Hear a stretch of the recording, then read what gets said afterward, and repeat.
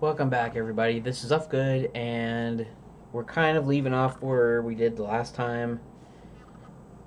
If you remember, I exported an FBX file and I imported it into Blender, and I actually did a deal where I changed it around, kind of what it showed in that tutorial that uh, we watched in that other video. And what was it? It was 4 videos ago, I think, and what was it? 289, update 289, I believe. It talked about it being turned around, so I had to actually change this to 180 so that it turns around to the camera, because otherwise it was backwards. And then because I put this thingy in the back. See, in Blender, I actually put this little backing, kind of semi on purpose. And now, let's see. Anyways, I turned around. Then I turned the viewport around, because the camera was already pointed this ways, but this wasn't. So I finally turned that around, and now we will see about adding a height map. I have to remember how to do this, but and again, I'm not really interested in hierarchy and keeping it nice and neat. I'm just trying to get something working. So right now, what we're going to do is we're going to look up how to add a Navmesh into Unity. So let's see if we can. I forget what you have to do. You do a bake, you add a Navmesh agent component or something. I forget now exactly. Probably attaching it to the object, but we'll see here. We'll look this up. Not that one, but this one. How to add a Navmesh in Unity. Unity. Manual, of course. Building Navmesh. It's called baking. Navmesh generation is handled from the navigation menu window AI navigation. For quick steps, select the scene geometry you want should affect the navigation, walkable surfaces, and obstacles. Check navigation static on to include selected objects in the Navmesh baking process. Okay.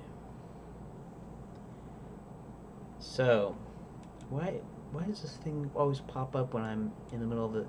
It doesn't happen when I'm not doing a video, but then it happens when I'm doing a video. Okay, so now let's go ahead, and I'm just going to select this because I don't really know how this process works. Window, I don't know, navigation. Oh, it's the navigation to tab, I see.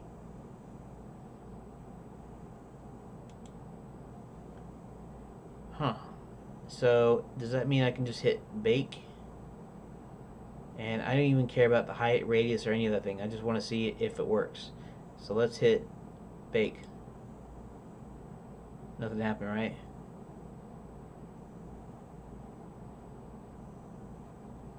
Yep, show Navmesh. So, bake. Okay, that doesn't work. Select scene geometry, so check navigation static. Adjust the bake settings to match your agent size. Click bake. So the Navmesh should be shown in the scene as a blue overlay on the underlying level geometry.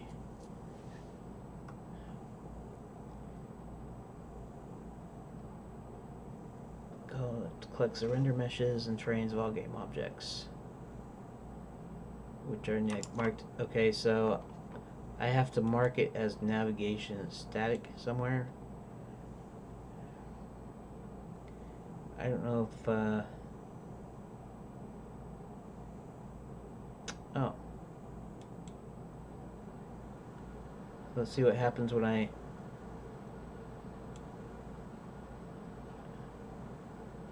Oh, what's it? Oh, it's baking right now. Huh. 7 minutes, or...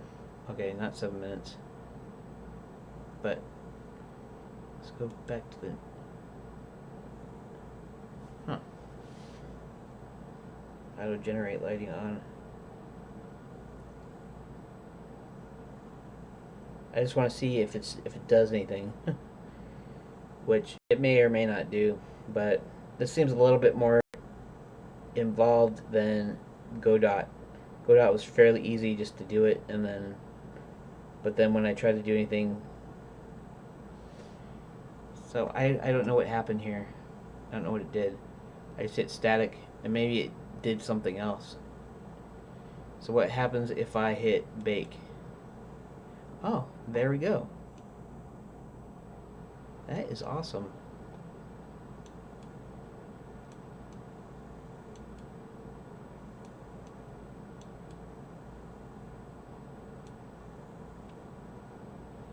Check it out.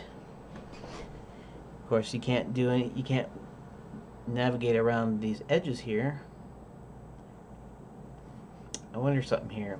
So let's go ahead and screw around with the radius a little bit. And agent radius, agent height, max slope, max height. Let's see here. We'll just leave everything there, but right now I just want to see if 2.5 bake. Let's see what happens there. That's interesting. Of course, it doesn't go to the edges. Let's see. You may notice the above pictures of the walkable area in the generated Navmesh appears shrunk. Represents the area of the center of the agent can move. Conceptually, it doesn't matter whether you regard the agent as a point on a shrunken Navmesh or a circle or full-size Navmesh, since the two are equivalent.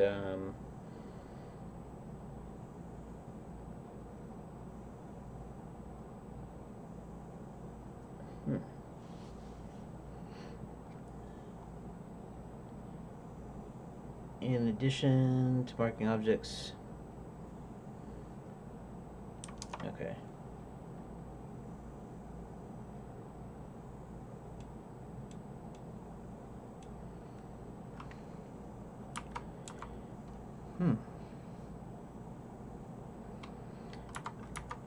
Let's go back to here. Let's go back to bake. The only thing is I would like it to actually go maybe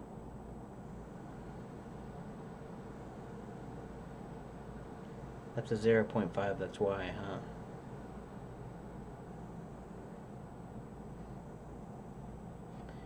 So let's do something here in Blender. Does it still have it open? Can we grow that? I don't want to scale it. I want to grow it. I want to add. I guess I don't know if extruding is the right thing.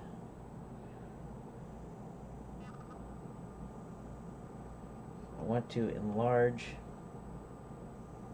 a plane without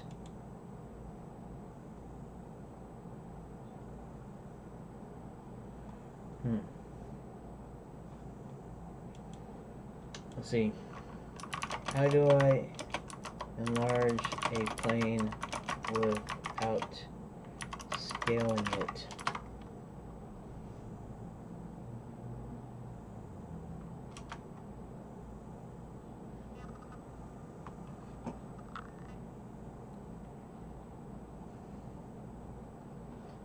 I could do, here, let's go into edit mode.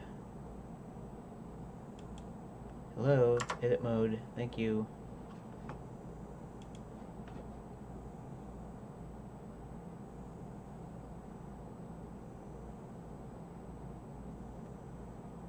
Grab the edges and move them where you want.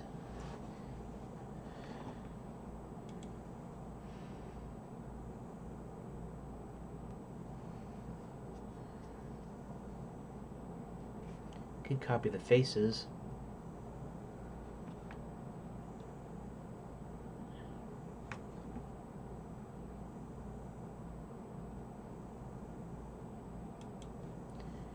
What happens if I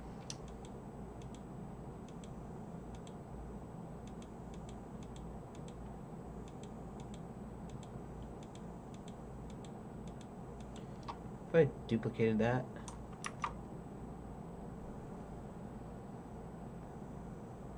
Duplicate doesn't work there, does it?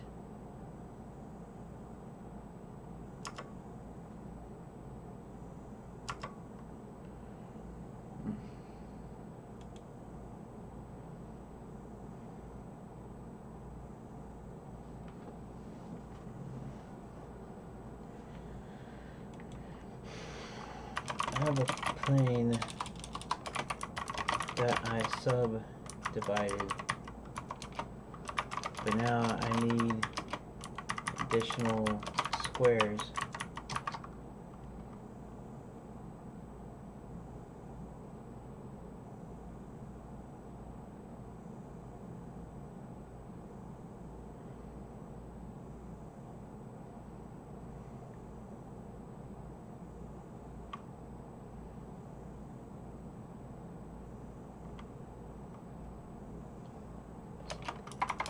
I don't want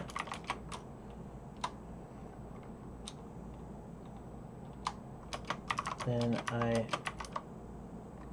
extruded several squares upward to make sort of obstacles.